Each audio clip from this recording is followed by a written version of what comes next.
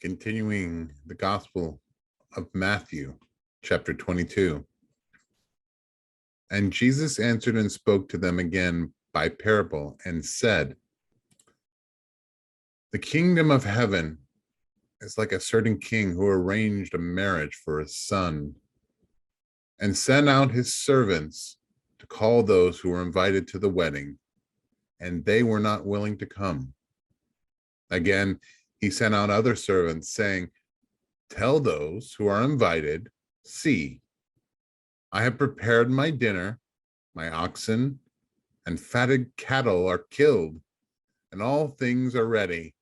Come to the wedding.'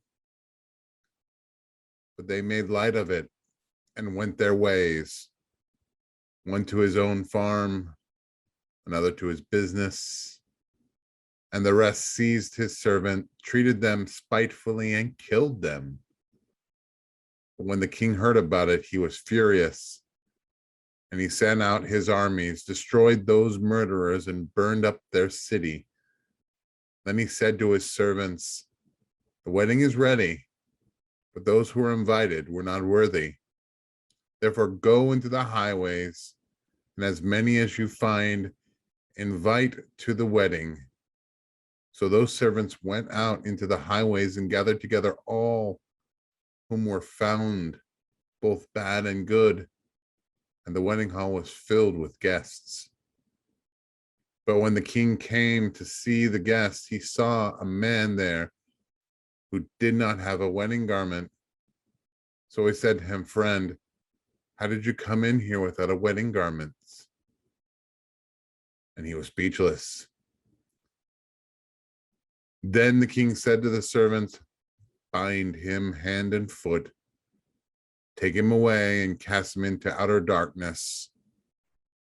There will be weeping and gnashing of teeth, for many are called, but few are chosen.'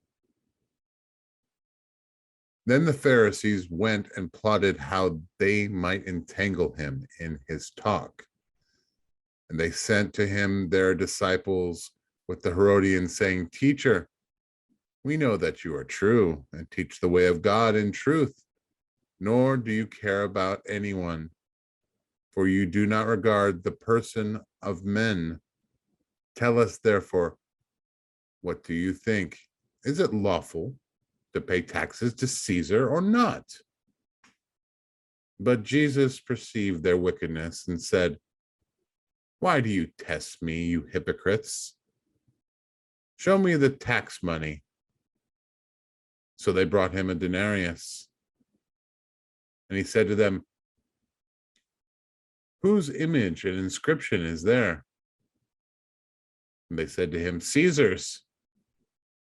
He said to them, 'Render therefore to Caesar the things that are Caesar's, and to God the things that are God's.' When they heard these words, they marveled and left him and went their way.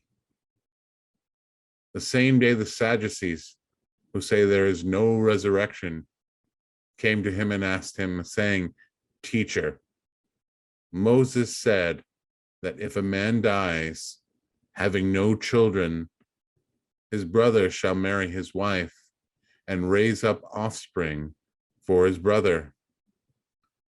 Now, there were with us 7 brothers.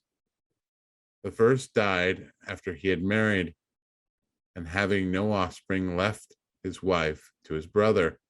Likewise, the second also, and the third, even to the 7th. Last of all, the woman died also.